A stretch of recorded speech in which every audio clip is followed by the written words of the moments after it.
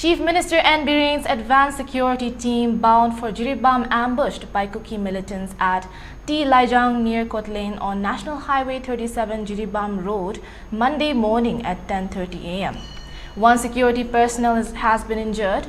The injured personnel has been identified as Moirangthem Ajesh, alias Bobo, age of 28, son of M. Shyamji of Thangal Ngaram. Search operations going on by combined team of police commandos and AR. It may be mentioned that Chief Minister Biren was planning to visit Jiribam tomorrow.